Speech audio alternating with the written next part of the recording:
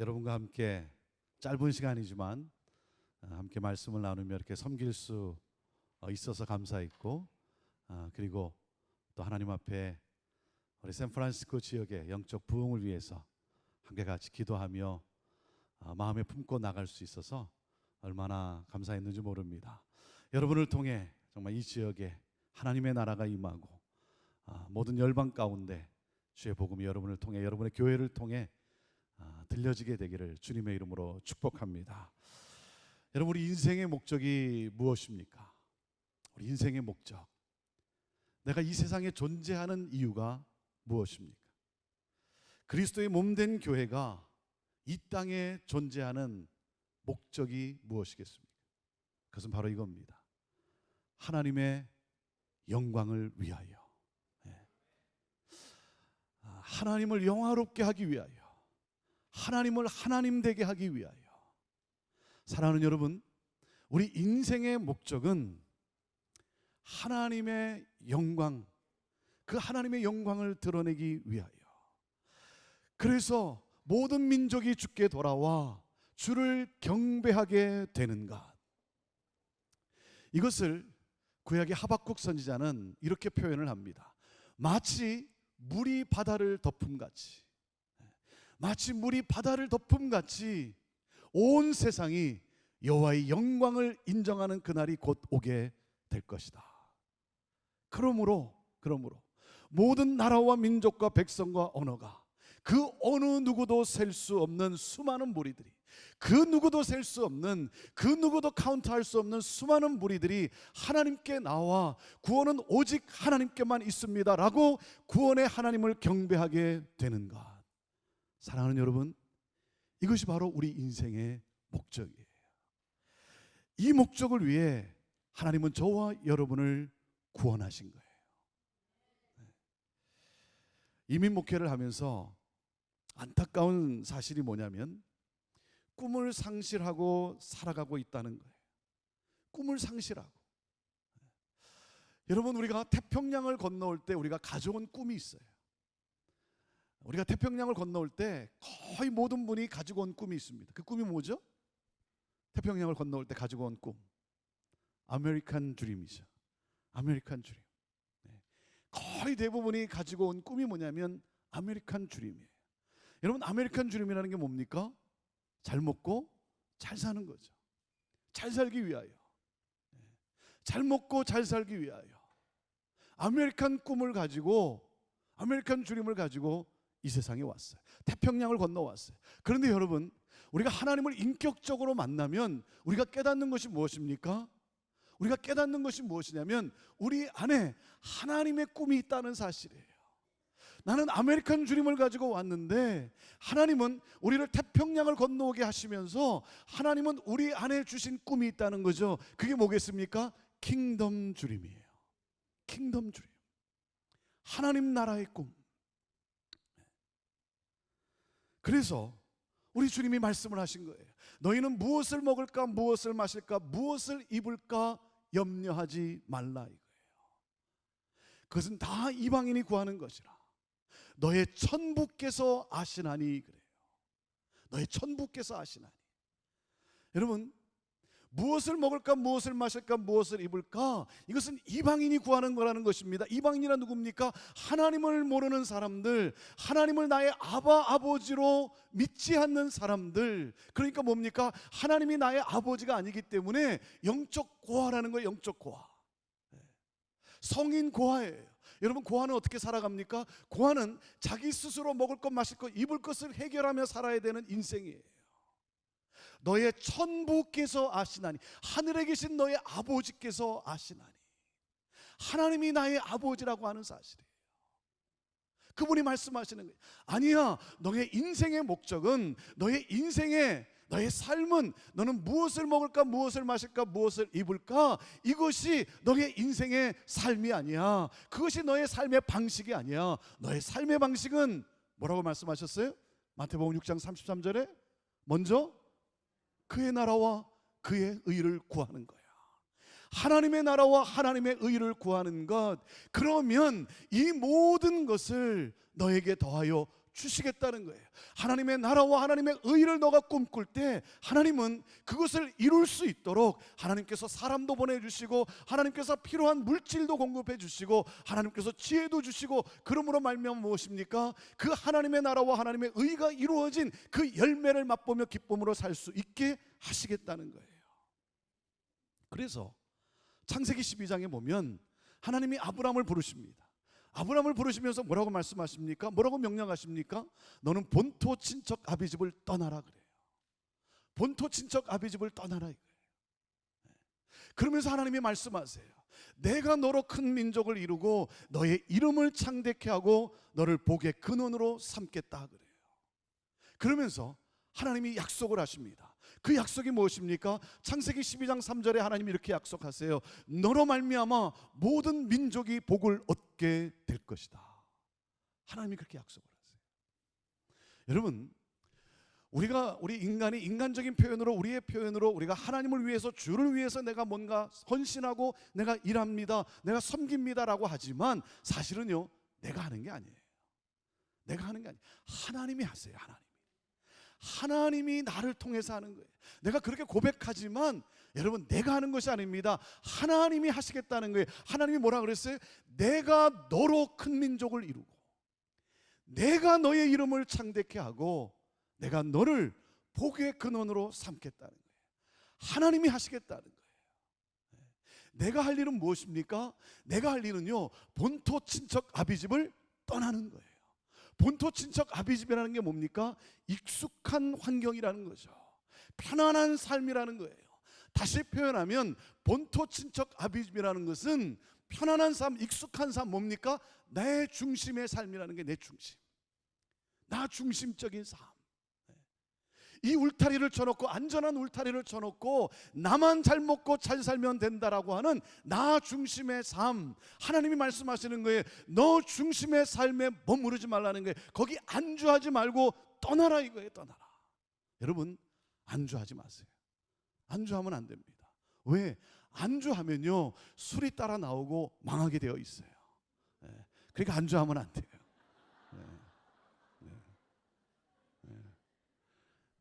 여러분, 신앙생활이라는 게 뭡니까? 믿음이라는 게 뭡니까? 믿음이라는 것은 이것입니다. 신앙생활이라는 것은 나 중심에서 떠나 어디로? 하나님의 약속을 향하여. 그 하나님의 약속이 뭡니까? 너로 말미암아 모든 민족이 복을 얻게 될 것이다.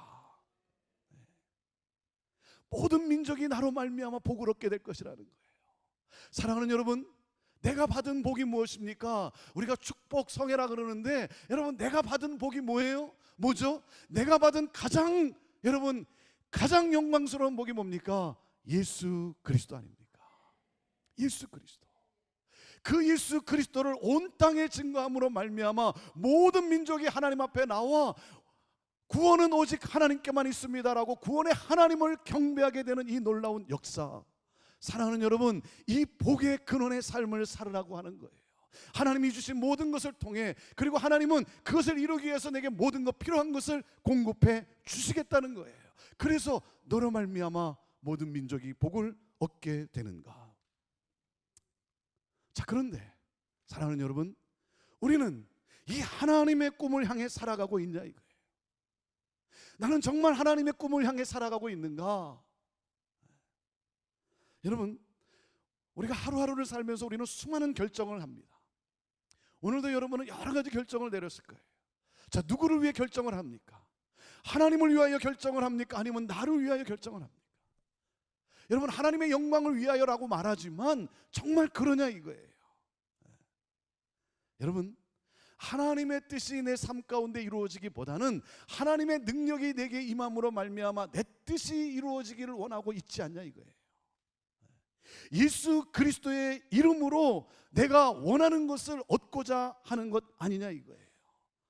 여러분, 그것은 기독교가 아닙니다. 그것은 우상 숭배예요. 그건 샤머니즘이에요. 그것은 무당 종교예요. 여러분, 샤머니즘이라는 게, 무당 종교라는 게 뭡니까? 신의 뜻에는 관심이 없어요. 하나님의 뜻에는 관심이 없어요. 신의 뜻에는 관심이 없고 뭡니까? 신을 나의 소원 성취를 위해 수단과 방법으로 사용하는 것 아닙니까? 내가 이 세상에서 내가 그리스도인으로서 내가 정말 하나님의 뜻을 위하여 나가 하나님의 영광을 위하여 산다라고 말을 하지만 정말 그러냐 이거예요. 하나님의 뜻을 위하여 살기보다는 하나님의 능력이 내게 주어짐으로 말미암아 내 뜻이 이루어지는 삶을 살기를 원하는 것 아니냐 이거예요. 사랑하는 여러분, 우리가 왜 하나님을 우리가 예배합니까? 여러분, 우리는요 복을 받기 위해서 우리가 하나님을 예배하는 것이 아닙니다. 우리는 우리 인생의 목적이 무엇입니까? 하나님이 주신 복을 가지고 복의 근원의 삶을 살아가는가, 이것이 우리 인생의 목적이라고 하는 거예요. 여러분, 그렇기 때문에 여러분 거지 멘탈리티로 사는 것이 아니라 축복 멘탈리티로 살아야죠. 근데 많은 경우 보면 거지 멘탈리티로 살아요. 내가 하나라도 더 가져야 되고, 내가 하나라도 더 먹어야 되고, 내가 다른 사람보다 더 잘 돼야 되고, 어떻게 하면 내가 더 얻어낼 수 있을까? 내가 지불해야 되는 것은, 내가 정당하게 지불해야 되는 것은 어떻게든 속여서 안 내려고 하고, 가지려고 하는 것은, 받으려고 하는 것은 악착같이 받아내려고 하는 그러한 거지 멘탈리티. 여러분, 우리는 소수민족이 아니에요. 아직도 여러분 소수민족의 멘탈리티로 살아가서는 안 돼요. 여러분, 우리가 누굽니까? 우리는요 그리스도의 대사예요. 대사. 하나님께서 나를, 이 나라 민족을 살리게 하여 하나님께서 나를 태평양을 건너서 이곳에 살게 하신 거예요. 왜? 이 나라와 민족을, 이 땅의 모든 민족을 하나님은 축복하게 하기 위하여. 할렐루야. 여러분, 주인이에요. 주인. 선교사라고 하는 거예요. 여러분, 선교사는 소수민족이죠. 선교사는요 영주권도 없죠. 선교사는 여러분 외국인이에요. 하지만 뭡니까? 선교사는요 나그네로 살지 않아요. 선교사는 외국인으로 살지 않아요. 선교사는 소수민족으로 살지 않아요. 선교사는 주인으로 살아요. 그래서 내가 가진 것이 있으면 어떻게 하면 내가 이 사람들을 내가 더 먹이고 이 사람들을 더 축복하고, 그래서 정말 이 사람들이 영적으로 하나님을 만나게 할 수 있을까? 사랑하는 여러분, 우리는 이 땅에 뭔가를 얻으려고 온 사람들이 아니라, 이 땅에서 뭔가 우리는 잘 먹고 잘 살려고 온 것이 아니라 하나님의 꿈이 있어요. 무엇입니까? 이 나라와 민족을, 열방을 축복하게 하기 위하여 하나님은 오늘 나를 이곳에 살게 하셨다는 사실이에요. 축복 멘탈리티. 오늘 말씀의 이 야고보 사도는 로마 제국에 흩어져 살고 있는 디아스포라, 다시 말하면 이 세상에 흩어져 살고 있는 교회에 편지를 썼어요. 교회가 종교적 핍박으로 인해서 자기가 살던 팔레스틴 지역을 떠나서 로마 전역에 흩어져 살아야만 됐어요. 이주해야만 됐어요. 여러분, 이주해서 세상에 흩어져서 살면서 종교적 핍박으로 말미암아 여러분 이주한 그들이 경제적으로 얼마나 어렵겠습니까? 생활이 어렵다 보니까 부를 동경하지 않겠습니까? 그래서 부를 동경한 나머지 어느 순간부터 하나님을 잊어버리고 물질의 부유함에 집착하기 시작했어요. 그러다 보니까 하나님 나라 가치관으로 움직여야 될 교회가 어느 순간부터 세속적 가치관으로 움직여지고 있는 거예요. 세상의 기준으로 부자는 우대하고 가난한 자는 무시하고 물질적 부유함에 따라 사람을 판단하고 차별하고 있어요. 물질의 부유함에 온통 마음이 빼앗겨버리고 말았어요. 오늘 말씀은 이렇게 시작합니다. 들으라 그래요. 들으라. 여러분, 누구 보고 들으라고 합니까? 부한 자들아 그래요.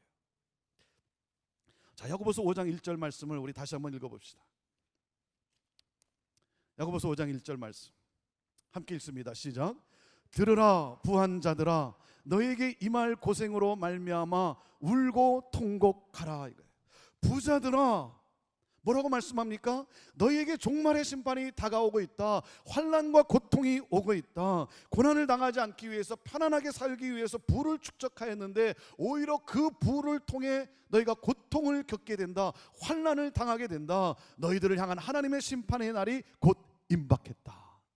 충격적인 메시지예요. 자, 지금 야고보 사도가 누구에게 말씀하고 있냐면 하나님을 믿지 않는, 물질을 하나님으로 여기며 살고 있는 세상 부자들에게 말씀하고 있어요. 자, 그렇다면 아니, 하나님을 믿지 않는 그들에게 찾아가서 말씀을 전해야죠. 하나님을 믿지 않는 그들에게 편지를 써야죠. 그런데 여러분, 야고보 사도가 누구에게 편지를 썼습니까?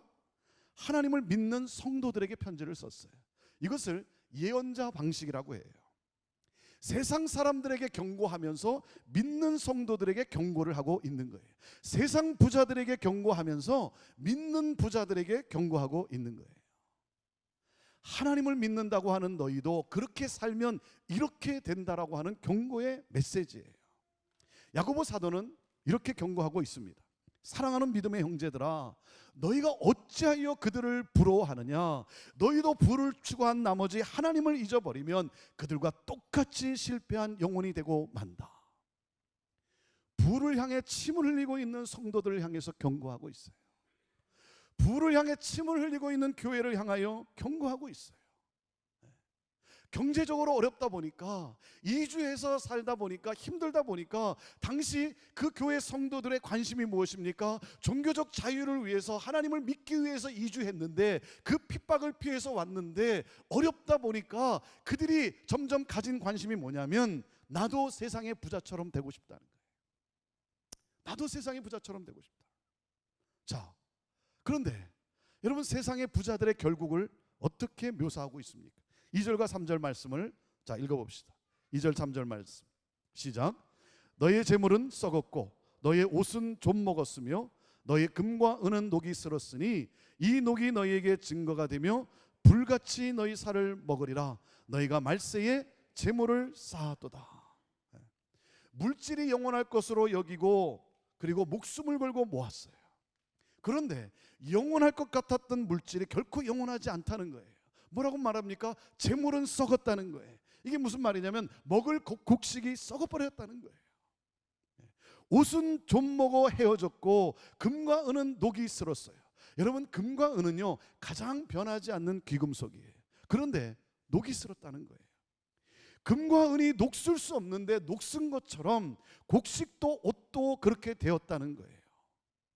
여러분, 이 부한자들이 곡식을 얼마나 잘 저장했겠습니까? 그들은 최고의 시스템을 가지고 저장 시설을 갖추었을 거예요.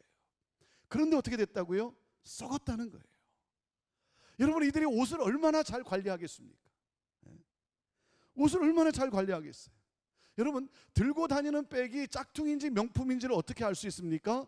비가 오는데 그 백으로 머리를 가리면 그건 짝퉁이고요, 가슴에 품으면 그건 명품이에요. 가슴에 품었을 거예요. 얼마나 잘 관리했겠습니까? 아니, 머리가 백보다 값이 안 나간다니까요. 얼마나 잘 관리했겠어요. 그런데 어떻게 됐다고요? 좀 먹어버렸다는 거예요. 금과 은이 녹슬었다는 거예요. 여기서 동사의 시제는 예언적 완료예요. 이게 무슨 말이냐면 지금으로서는 전혀 문제가 없어요. 좋아 보여요. 그런데 나도 모르는 사이에, 그게 좋았는데 괜찮았는데 나도 모르는 사이에 그것들이 썩고 좀 먹었고 녹이 슬었다는 거예요. 나만 모르고 있었어요. 나만 모르고 있었어요. 언제 발견했다고요? 마지막에. 내 인생의 마지막 때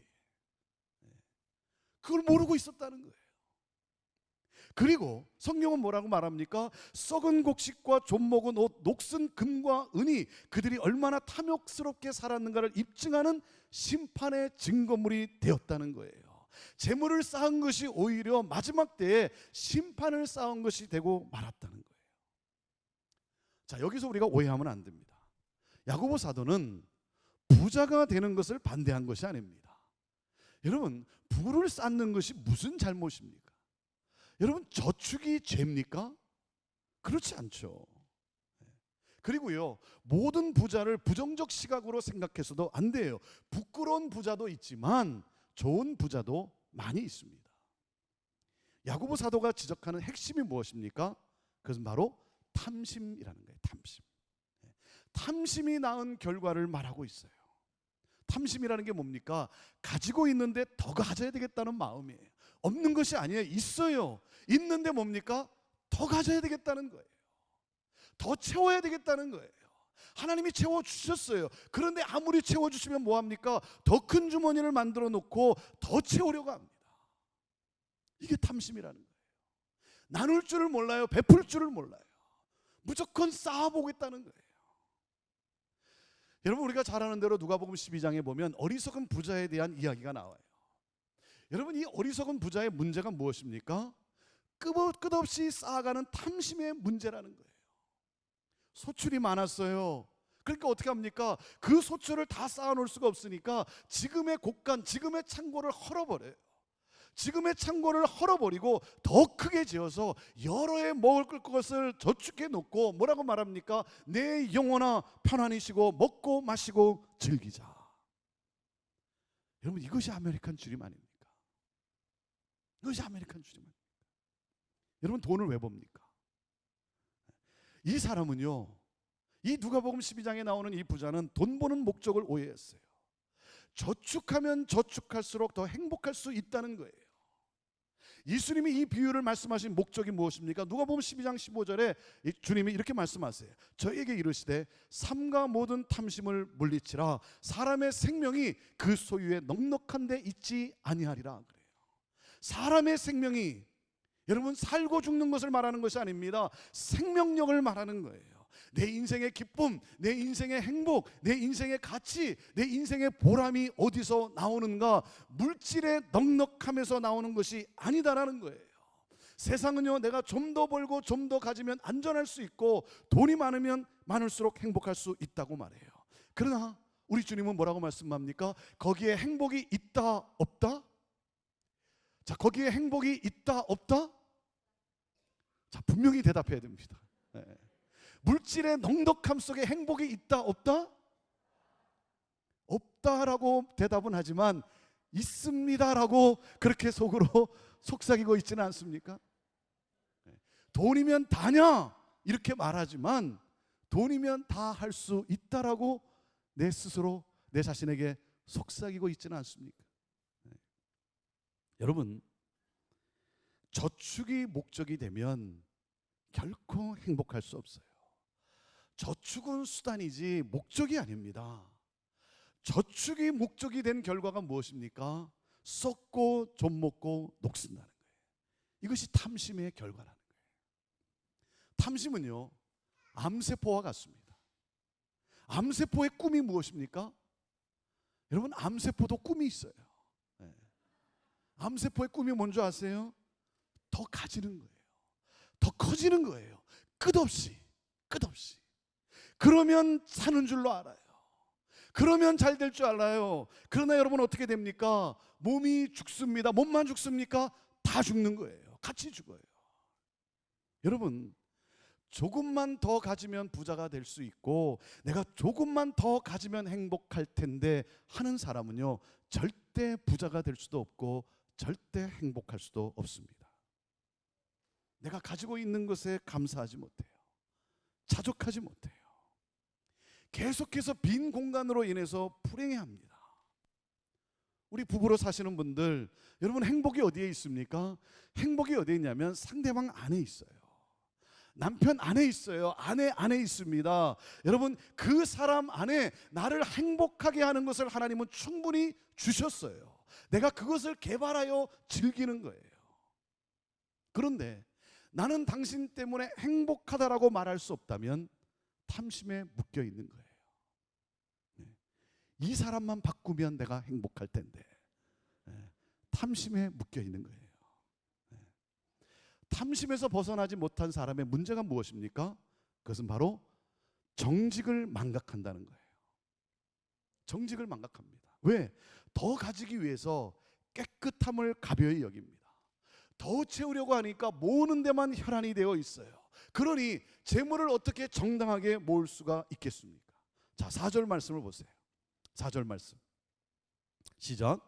보라, 너의 밭에서 추수한 품꾼에게 주지 아니한 삭시 소리 지르며 그 추수한 자의 우는 소리가 만군의 주의 귀에 들렸느니라 그래요.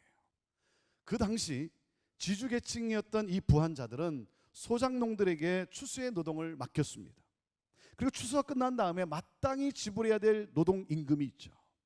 그런데 마땅히 지불해야 될 이 노동임금을 지불하지를 않는 거예요.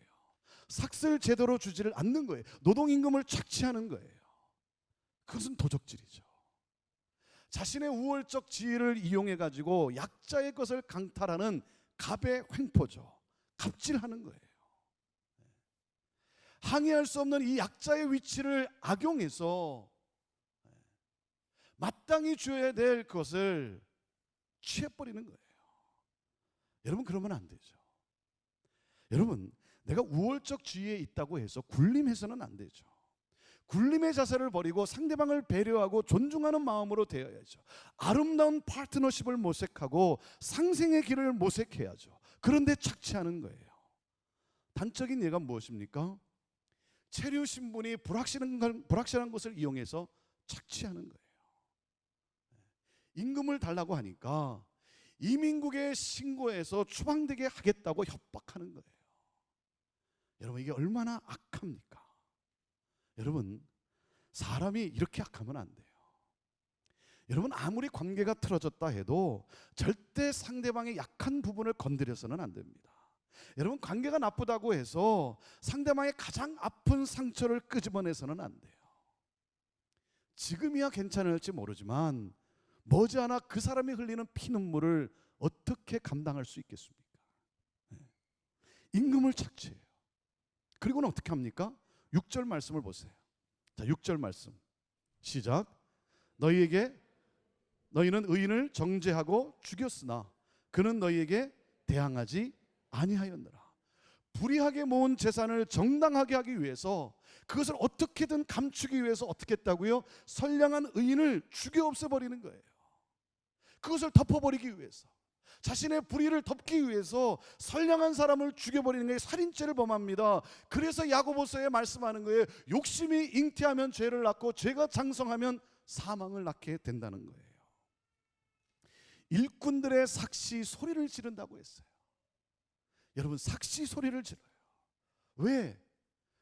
여러분, 부자들의 창고에 억울하게 갇혀있는 그 삭들이 부르짖어요. 왜 그렇습니까? 일꾼들은 대항할 힘이 없으니까, 그들의 입이 틀려 막혀있기 때문에 삭시 소리를 지른다는 거예요. 하나님은 누구라 그랬습니까? 만군의 하나님이라 그랬어요. 만군의 하나님이라는 게 무슨 말입니까? 하늘과 땅의 모든 군대를 동원하실 수 있으신 하나님이라는 거예요. 공의의 하나님이세요. 여러분, 공의의 하나님께서 그 삭들의 소리를 들으시고 일꾼들의 신음소리를 들으시고 반드시 심판하신다는 거예요. 공의의 하나님의 심판은 피할 길이 없는 거예요. 피할 수 없습니다. 사람은요, 누구나 다 부자가 되고 싶어 합니다. 그렇죠?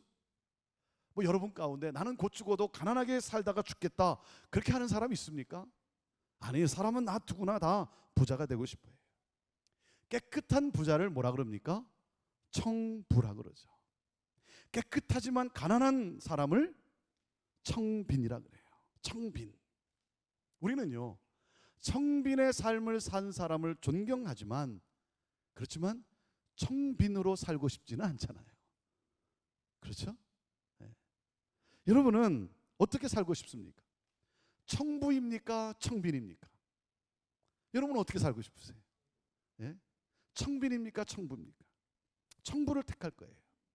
여러분, 그런데 청부입니까? 청빈입니까? 할 때 여러분 무엇을 택해야 됩니까? 청을 택해야 돼요. 깨끗함을 택해야 돼요. 여러분 기억하십시오. 깨끗함의 결과가 부로 나타나면 부하게 사는 것이고, 빈으로 나타나면 힘들어도 가난하게 사는 사람이 부자예요. 여러분, 불의하게 모아놓은 것을 가지고 하나님의 축복이라고 착각해서는 안 돼요. 그런 사람들을 만나보면 자신의 부유함을 자랑하는데, 여러분 느끼는 게 뭡니까? 그런 사람을 만나보면요, 부러운 것이 아니라 불쌍해 보여요. 그렇지 않습니까? 불의하게 모아놓고 하나님이 나에게 주신 축복이다라고 말하는 사람을 보면 부러운 게 아니라 불쌍해 보여요. 몸에 귀한 음식이라고 먹고 있는데 내 눈에는요, 썩은 음식을 먹고 있어요. 화려한 옷을 입었는데 다 헤어져 있어요. 값비싼 보석이라고 치장하고 나왔는데 내 눈에는요 녹슬어 보이는 거예요. 불쌍해요. 여러분 그렇지 않습니까? 사랑하는 여러분, 우리의 목표는요 부자가 아니라 깨끗함에 있어야 되는 거예요. 정직함을 망각해서는 안 되는 거예요. 여러분, 정직함을 망각해서는 안 됩니다. 그리고 탐심에서 벗어나지 못한 사람의 또 하나의 문제가 뭡니까? 자신이 재물의 소유주라고 착각해요. 이게 탐심에 사로잡힌 사람의 문제라는 거예요. 내가 이 재물의 소유주라고 착각해요. 자기가 재물의 주인 노릇을 합니다. 하나님은 안중에 없어요. 그러니까 어떻게 됩니까? 이 돈을 자기의 소견에 옳은 대로 사용하는 거예요. 자기 마음대로 사용하는 거예요. 자, 5절 말씀을 보세요. 5절 말씀. 5절 시작. 너희가 땅에서 사치하고 방종하여 살육의 날에 너의 마음을 살찌게 하였다는 거예요. 그 부유함이 어떻게 됐다고요? 마음을 살찌게 했다는 거예요. 마음을. 여러분, 마음에 살이 찌니까 감각이 둔해졌어요. 재물을 불의한 방법으로 긁어 모을 뿐 아니라 그 재물을 자신의 사치와 방탕을 위해 사용하는 거예요. 옆에서는 지금 일꾼들이 굶어 죽어가고 있는데, 그러면서도 아무런 잘못을 느끼지 않아요. 왜? 자기가 소유주라고 생각하기 때문에 내가 내 돈 쓰는데 무슨 상관이냐 이거예요. 여러분, 마음에 팻이 생기면 어떻게 됩니까? 영적 감각이 둔해져요. 마음에 팻이 생기면 영적 감각이 둔해져요. 영적 감각이 둔해졌다는 말은 무슨 말입니까? 하나님을 잊어버려요. 그래서 마음에 기름이 끼면 어떻게 되는 줄 아십니까? 나타나는 현상이 뭔지 아세요? 기도 안 해요. 기도 안 해요. 하나님을 잊어버려요. 이 모든 것이 하나님으로부터 왔음을, 하나님께 그렇게 매달리고 그렇게 간구하고 했던 사람이 하나님이 주신 것, 그 하나님을 잊어버려요. 그리고 기도 안 해요. 하나님 찾지 않습니다. 사랑하는 여러분, 기도는 생명입니다. 생명이에요. 생명줄을 놓으면 죽는 거예요. 하나님을 놓으면 죽는 거예요. 매어 달려야죠. 하나님께 나아가야죠. 제가 지난번에 LA에 방문했을 때 제가 집회했었던 교회 목사님을 만나서 교제하는 시간이 있었어요. 교제를 하면서 제가 그 교회에 제가 위에서 기도했던 한 부부가 있는데 궁금해서 그 목사님에게 여쭤보았어요. 왜냐하면 제가 집회를 갔었을 때 경제 위기 속에 굉장히 어려워졌어요. 사업을 하시던 분인데 굉장히 어려워졌어요. 그런데 그 어려움 중에서도 그 부부가 강사 접대를 한다고 그렇게 정성으로 대접을 하는 거예요. 어려운 가운데서도. 그러면서 새벽 기도에 나와서 하나님의 은혜를 구하면서 새벽 기도를 빠지지 않고 하나님의 은혜를 구하고 힘든 가운데서도 열심히 기쁨으로 교회에서 봉사하고 말이죠. 그 모습을 보는데 제가 감동이 되었어요. 감동이 되었어요. 그래서 제가 기도할 때 생각이 나면 제가 그 부부를 위해서 기도했어요. 좋은 사업을 하셨는데 그 사업이 번창했는데 경제 위기 때문에 그 사업이 망하게 되었고, 그리고 그 어려운 가운데 있었는데 참 열심히 봉사하고 섬기고 기도하고 그리고 참 그렇게 섬기는 그 모습이 너무 감동이 돼서 제가 생각이 날 때마다 위에서 기도를 했어요. 그래서 그 목사님께 여쭤보았어요. 목사님, 그 부부는 잘 지내고 있습니까? 얼마 전에 큰 공사를 맡게 되었대요. 큰 공사를. 건축업을 하시는 분인데 큰 공사를, LA에서 큰 공사를 맡게 되었대요. 대박이 났대. 대박이 났다는 거예요. 그래서 제가 속으로 교회가 힘있게 사역을 하겠구나, 그렇게 생각했어요.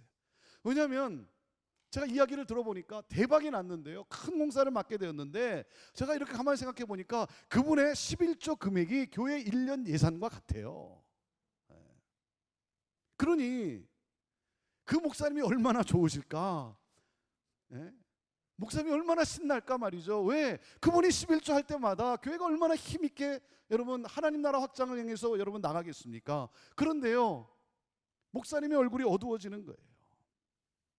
그러면서 그러는 거예요. 목사님, 그 부부가 지금은 헌금 생활은 고사하고 봉사도 뜸해지고 새벽 기도는 그 후로 접었고 요즘은 라스베가스 도박장을 오간다는 거예요.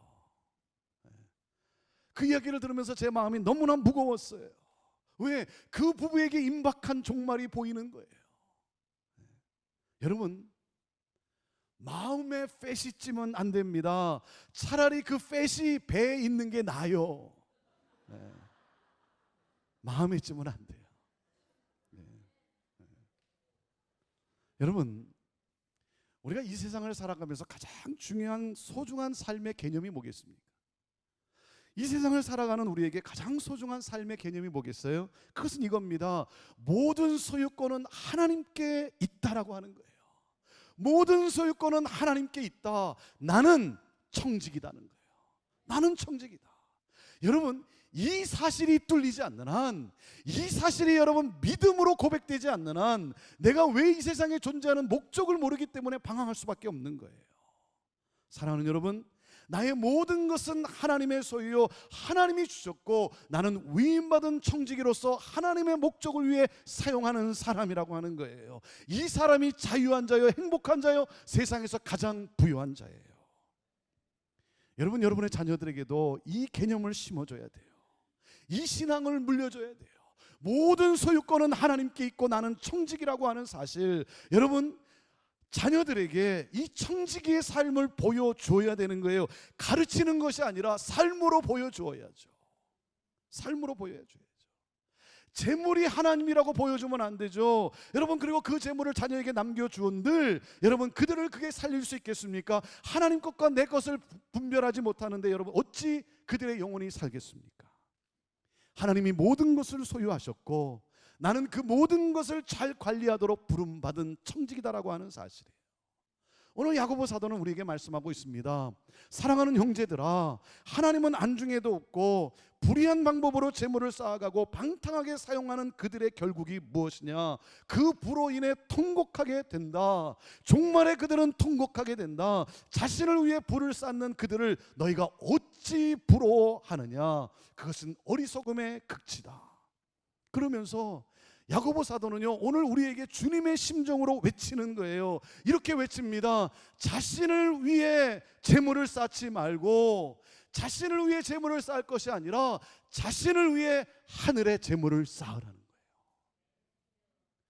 자신을 위해 재물을 쌓는 게 아니라 자신을 위해 하늘의 재물을 쌓으라는 거예요. 여러분, 야고보 사도는 오늘 이 땅을 살아가는 우리에게 말씀하고 있는 거예요. 이 세상 가운데 있는 이 교회에게 말씀하고 있는 거예요. 하늘에 쌓지 않고 땅에 쌓는 것은 어리석은 짓이라는 거예요. 화를 부르는 일이다. 사랑하는 여러분, 우리가 정직하게 정당한 방법으로 재물을 모으는 것도 중요하지만 그 재물을 어디에 어떻게 사용하느냐는 것은 더 중요하다는 거예요. 땅에 쌓아둘 것이 아니라 하늘에 쌓아두어야 한다는 거예요. 여러분, 하늘에 쌓는다는 것은 무슨 말입니까? 하늘에 쌓는다는 것은 하나님의 뜻을 추구한다는 것이죠. 하나님의 목적을 추구한다는 것이죠. 하나님의 뜻이 무엇입니까? 하나님의 뜻이 뭐겠어요? 내 이웃을 내 몸과 같이 사랑하라는 거죠. 이웃을 돌보라는 거예요. 특별히 약자들을 관대하게 대해야 된다는 거예요. 먹을 것이 없고 입을 것이 없어 줄이고 헐벗은 가난한 자들을, 그들을 위해서 내가 너에게 준 이 재물을 사용해야 한다는 거예요. 여러분, 그것이 바로 하나님이 나에게 주신 이 복을 유통하는 것, 그것이 바로 하늘에 쌓는 것이라는 거예요. 하늘에 쌓는 축복 멘탈리티로 이 세상을 살아가야죠. 제가 작년 한 해를, 저희 교회를 이렇게 돌아보면 참 하나님께 감사한 일들이 참 여러 가지가 있는데, 그 중에 제가 몇 가지를 여러분에게 소개해드리고 싶어요. 작년에 저희가 작년 시작을 하면서 연초에 저희 교회가 무슨 프로젝트를 했냐면 우물 파기 프로젝트를 했어요. 제3세계국의 가난한 곳에 깨끗한 물을 마실 수 없는 그곳에 우물을 파주는 이 사역을 하자. 왜냐하면 깨끗한 물이 없으니까 그들이, 특별히 어린아이들이 병에 걸려 죽어가는 거예요. 깨끗한 물을 마시려면, 그것을 마시려면 2시간 3시간을 가야, 그래서 거기서 길러 와야 되는 거예요. 그러니까 하루에 한 6시간을 물 기르는 데 사용하는 거예요. 주로 누가 갑니까? 아이들이 가는 거예요. 아이들이, 청소년 아이들이. 그래서 그 마을에 우리가 우물을 파서 깨끗한 물을 그들에게 마시게 하자. 깨끗한 물을 마심으로 건강을 유지할 것뿐만 아니라 뭡니까? 그 아이들에게, 청소년들에게 교육의 장을 열어주자는 거예요. 물 길러 가는 그 시간, 그래서 소비하는 시간, 낭비하는 시간을 없애줌으로 말미암아 그들이 공부할 수 있도록, 교육을 받을 수 있도록. 그래서 그 캠페인을 했어요. 우리 이 프로젝트를 합시다. 그러면서 최소한 이 한 우물을 파는데 약 한 5,000불이 들어요. 5,000불이 드는데 최소한 한 6개 정도는 뭐 우리가 파지 않겠느냐, 한 3만 불 정도는 헌금하지 않겠느냐, 그렇게 생각했고요. 제 딴에는 우리 교회에 160개의 소그룹이 있으니까 160개의 소그룹이 한 소그룹에 300불씩만 해도 그러면 한 5만 불 정도, 그래서 한 10개 우물은 팔 수 있지 않겠는가, 그렇게 생각을 했어요. 보통 우리 성도님들은, 우리 장로님들은 물어보니까 한 3만 불 해서 한 6개 팔 수 있지 않겠습니까? 그래요. 저는 속으로, 그래도 우리가 한 160개 소그룹이 있는데 한 소그룹에서, 한 구역에서 300불씩만 하면 그러면 한 10개는 파지 않겠는가. 그런데요, 헌금을 했는데 제가 너무나 감사한 게요, 12만 불을 헌금했어요. 12만 불. 제가 생각한 거 배를 넘어갔어요. 그래서 작년 한 해 동안 정말 여기저기에 그 필요한 곳에 우물을 파주는 그러한 기쁨을 누렸어요. 여러분, 그 가운데 어떤 분은요, 칠순잔치를 줄여서, 칠순잔치를 크게 하는 것보다, 목사님, 내 칠순잔치를 내가 그냥 알뜰하게 하고 가족들과 함께, 사랑하는 이웃들과 같이 하고, 그리고 5,000불을 헌금하는 거예요. 나 우물 하나 파겠습니다. 결혼 기념일, 그 기념일을 여행 가지 않고 헌금해서, 10,000불 헌금해서, 그래서 2개 팠으면 좋겠습니다. 그렇게 헌금하고 말이죠. 그래서 12만 불이 넘는 금액이 모아진 거예요. 여러분, 이것이 바로 하늘에 쌓는 것이죠. 자신을 위해 쌓는 것이 아니라 자신을 위해 뭡니까? 하늘에 쌓아두는 것이죠. 또 한 가지 감사한 것은, 작년 2013년이 시작되면서 저희 교회 안에 입양에 대한 관심이 늘어났어요. 그래서 고아 아이들을 입양하는 그런 일들이 일어나기를 시작한 거예요. 그렇게 결단하는 부부들이 늘어나기 시작하는 거예요. 입양을 하려면요, 여러분 생각해 보십시오. 부모를 잃은 그 아이가, 부모로부터 버림당한 그 아이가, 고아원에 자란 아이를 여러분 이 살기 좋은 이 땅에 데리고 와서, 이 좋은 나라에 데리고 와서, 그래서 건강한 가정에서, 믿음의 가정에서 성장시킨다는 것이 얼마나 이게 귀한 일입니까? 하나님이 얼마나 기쁜 일이겠습니까? 참 감사한 것은 그러한 일에 함께하는 부부들이 늘어나기 시작한 거예요. 그래서 한 부부는 신청을 했어요. 입양 신청을 했어요. 입양 신청을 하면요, 최소한 2년에서 3년이 걸립니다. 이 모든 프로세스가 한 2년에서 3년 걸려요.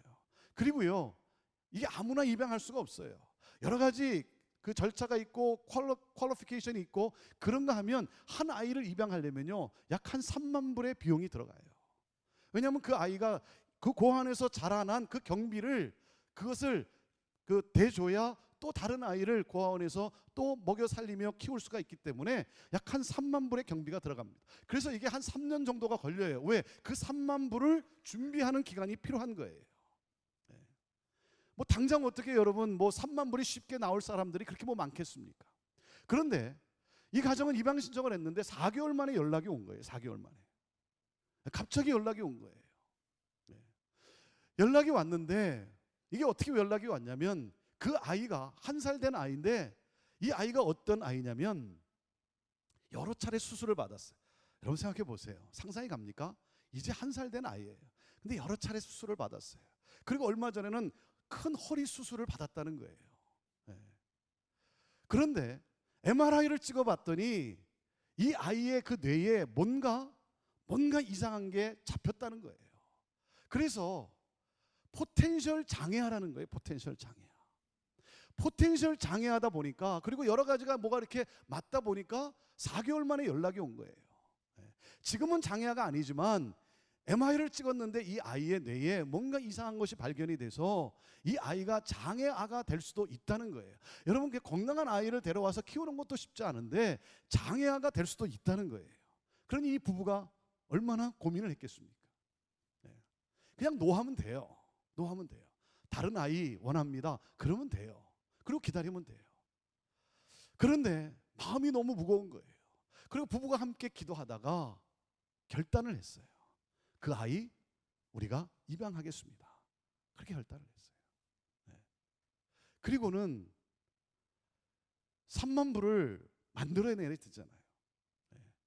그러니까 이 형제분이 오버타임을 하는 거예요. 회사에서 오버타임을 하는 거예요. 그러면서 뭐라는 줄 아세요? 오버타임 할 수 있는 직장이 있어서 너무나 감사하대요. 너무나 감사하대요. 그리고요, 좋은 차를 타고 다녔어요. 그 차를 가서 팔고, 그리고 그것보다 좀 낮은 싼 차를 구입하는 거예요. 그 경비를 마련하기 위해서.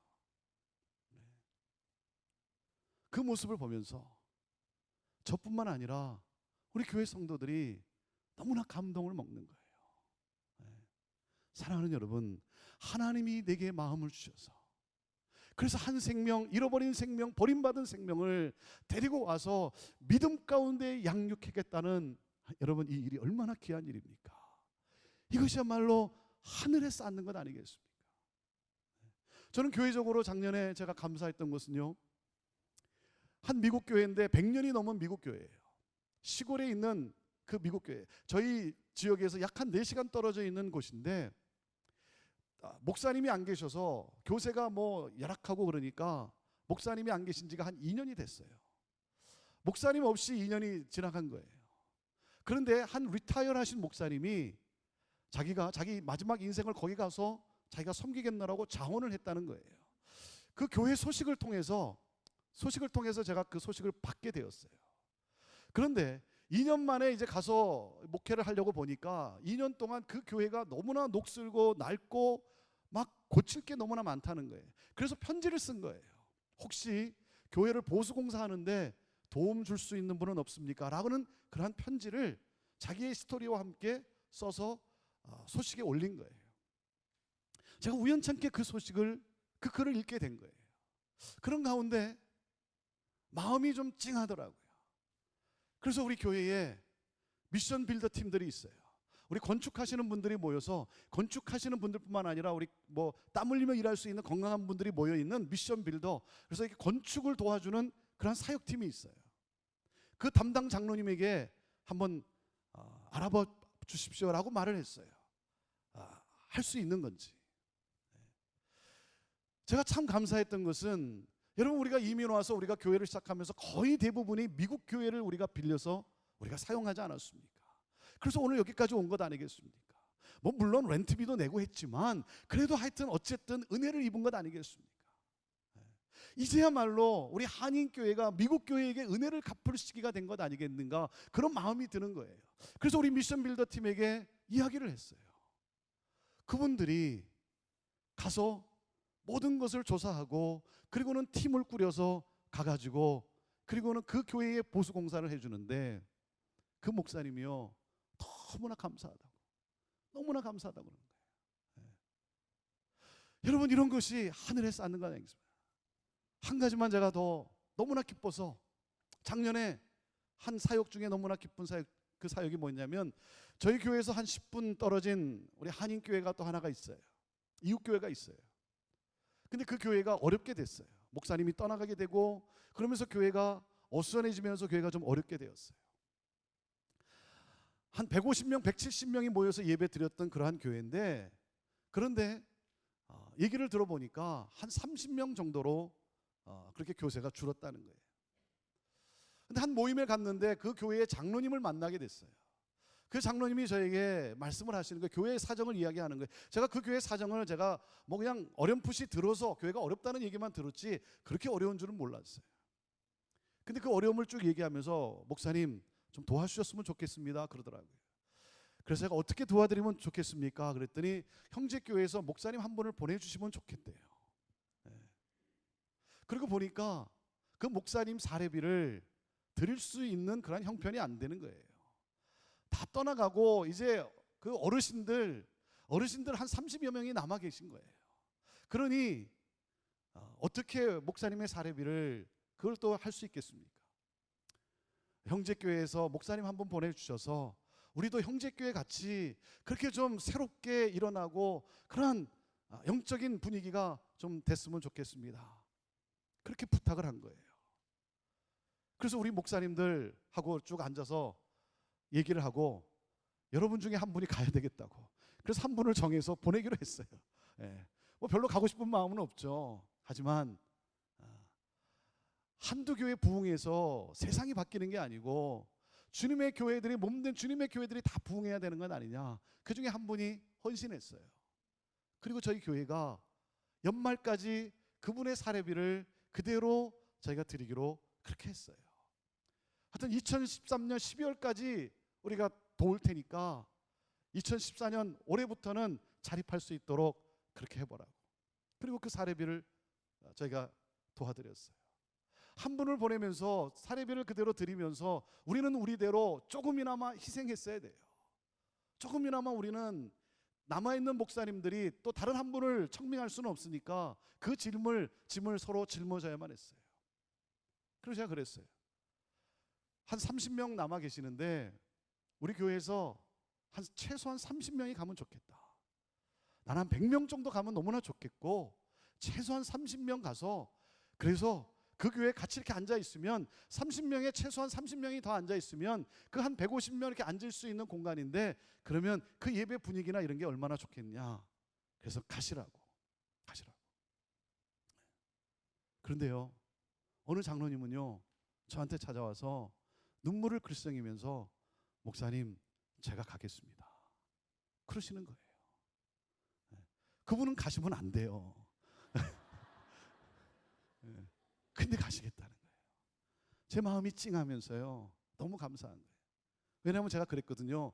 우리 가시는 분 중에 11조 분명히 잘 하시는 분 그리고 말없이 봉사하시는 분들만 가십시오 그랬어요. 말없이 정말 겸손히 섬길 수 있는 분 그리고 정말 헌금 생활 바르게 하시는 분 그래야 그 교회가 일어설 수 있지 않겠는가. 근데 그 장로님이 오셔서 가시겠다는 거예요. 또 어느 성도님 한 분이 오셔서 목사님 저희가 가겠습니다. 주일학교 전사님이 오셔서 제가 가서 주일학교를 한번 일으켜 보겠습니다. 그리고 가신 거예요. 그리고 섬기기 시작하는데 제가 얼마 전에 그 교회 장로님을 또 만나게 됐는데요. 저를 보면서 눈물 흘리면서 제 손을 붙잡고 너무 감사하다는 거예요. 너무 감사하다. 교회 분위기가 얼마나 막 으쌰으쌰 하는지 너무 감사하다는 거예요. 그 말을 들으면서 하나님께 너무 감사한 거예요. 이렇게 쓰임을 받을 수 있다는 게 너무나 감사한 거예요. 사랑하는 여러분, 여러분은 부자입니까? 아닙니까? 여러분 부자입니까? 아닙니까? 그러면 아마 뭐 부자입니다라고도 말하지만 속으로는 아직은 아닌 이렇게 생각할지 모르겠어요. 여러분은 부자입니다. 어떻게 알아요? 제가 한 가지만 얘기할게요. 여러분 전 세계 사람 가운데 아무 때나 더운 물로 샤워할 수 있는 사람은 3%밖에 안 됩니다. 저와 여러분은 전 세계에서 3% 안에 드는 부자예요. 부자입니다. 여러분 아직도 내가 더 가져야 부자가 될 수 있다라고 여러분 생각하십니까? 아니에요. 여러분에게 주신 그 복을 흘려보내세요. 고여 있으면 뭐라고요? 썩는 거예요. 망하는 거예요. 여러분 자꾸만 댐을 높이 쌓을 것이 아니라 여러분 댐문을 열어서 흘려보내야죠. 저는요 교회 안에 하나님의 뜻을 이루는 부자가 많아지는 것을 보기를 원해요. 저는 그런 부자가 많아지는 것을 보고 싶어요. 여러분 부자가 되십시오. 부자가 되십시오. 부자가 되십시오. 부자로 사십시오. 하나님의 뜻을 추구하는 부자, 하늘에 쌓는 부자, 하늘에 쌓는 부자. 제가 이 말씀을 준비하면서 생각해 보니까 목사인 저의 사명은 다른 게 아니더라고요. 제가 이 말씀을 묵상하면서 준비하다 보니까 목사인 나의 사명은 이거구나. 여러분의 지갑을 열게 하는 것이 나의 사명이구나. 여러분의 지갑을 열게 해서, 그래서 뭡니까? 재물을 하늘에 쌓을 수 있게 하는 것, 하나님 나라 확장을 위해서 사용할 수 있게 하는 것, 그래서 삶의 의미와 보람과 행복을 더 풍성하게 경험할 수 있게 하는 것, 이것이 내 목사의 사명이구나. 그래서 제가 기도했어요. 하나님, 내가 이 사명에 목숨을 걸겠습니다. 사랑하는 여러분, 한번 우리 이 질문에 한번 생각해 봅시다. 오늘 나에게 준 재물을 어디에 쓰라고 하나님이 말씀하고 계십니까? 하나님은 오늘 내게 있는 이 재물을 어디에 쓰라고 말씀하고 계십니까? 여러분, 물질뿐이겠습니까? 재물뿐이겠습니까? 여러분, 하나님은 오늘 나에게 준 시간을, 내게 준 시간을 어떻게 쓰라고 말씀하고 계십니까? 하나님이 나에게 주신 은사, 하나님이 나에게 주신 재능이 있잖아요. 그것을 어떻게 사용하라고 말씀하고 계십니까? 어디에 사용하라고 말씀하십니까? 사랑하는 여러분, 아마 하나님이 여러분의 마음속에 말씀하고 계실 거예요. 여러분의 마음의 문을 두드리고 계실 거예요. 여러분의 마음이 부담이 가는 데가 있을 거예요. 여러분의 마음에 부담이 가는 것, 여러분, 하나님이 주신 마음 아니겠습니까? 그리고 하나님이 어디에 쓰라고 말씀하시는지 잘 모르겠다, 여러분 걱정하지 마세요. 걱정하지 마세요. 여러분, 목사님에게 찾아가서 문의해 보세요. 잘 알려드릴 거예요. 잘 알려드릴 거예요. 사랑하는 여러분, 말세가 가까이 와 있어요. 종말이 가까이 와 있다는 거예요. 말세가 언제입니까? 말세는 오늘이에요. 오늘이 마지막일 수도 있지 않습니까? 우리가 내일에 대한 계획을 세우지만 여러분, 오늘이, 이 밤이 마지막일 수도 있는 것 아니겠습니까? 여러분, 그렇기 때문에 확실히 준비해야죠. 하늘에 쌓아야죠. 여러분, 땅에 쌓는 분은 나 자신을 찌르는 칼이 될 것이라는 거예요.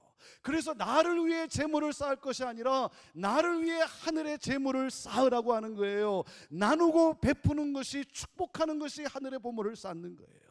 여러분, 현재 잠시 주어진 것을 가지고 영원히 남는 곳에 투자하는 자가 지혜로운 사람 아니겠습니까? 그것이야말로 진정한 교회고, 그것이 바로 진정한 믿음의 성도인 거예요. 잠시 나에게 주어진 것을 영원히 남을 곳에 투자하는 사람, 여러분, 그것이 믿음의 성도예요. 그래서 재물을 하늘에 쌓다가 하나님이 부르실 때 기쁘게 하나님께 달려가야죠. 여러분, 땅에 재물을 쌓다가 하나님이 나를 부르실 때 여러분, 통곡하고 울면 안 되지 않습니까? 하나님이 나를 부르실 때 기쁘게 달려가야죠. 사랑하는 여러분, 하늘에 투자하십시오. 하나님의 뜻에, 하나님이 기뻐하시는 일에, 하나님 나라가 확장되는 일에, 하나님을 사랑하며 내 이웃을 내 몸과 같이 사랑하라고 하는 이 하나님의 명령 앞에, 사랑하는 여러분, 오늘 내 삶을 어떻게 살아갈 것인지, 하나님이 나에게 주신 재능과 시간과 하나님이 나에게 주시는 이 물질을 나는 어떻게 흘려보낼지, 사랑하는 여러분, 오늘 결단하고 가시기를 바랍니다. 나누어 주고 또 나누어 주었는데 또 나누어 줄 수 있도록 부어주시는 그 하나님을 경험해야죠. 저는 여러분이 가진 것으로 부유한 사람이 아니라 나눔으로 부유한 여러분의 삶이 되기를 주님의 이름으로 축원합니다. 사랑하는 여러분, 거지 멘탈리티가 아니라 축복 멘탈리티로, 그래서 너로 말미암아 모든 민족이 복을 얻게 될 것이라고 하신 이 하나님의 꿈이 이루어지는 것, 그래서 어떻습니까? 모든 나라와 민족과 백성과 언어가, 그 어느 누구도 셀 수 없는, 그 누구도 카운트할 수 없는 수많은 무리들이 여러분을 통해 하나님 앞에 나와 구원은 오직 하나님께만 있습니다라고 그 구원의 하나님을 경배하게 되는 이 놀라운 역사, 사랑하는 여러분, 이것이 바로 우리 인생의 목적이에요. 오늘 이 땅에 살게 하신 하나님의 뜻입니다.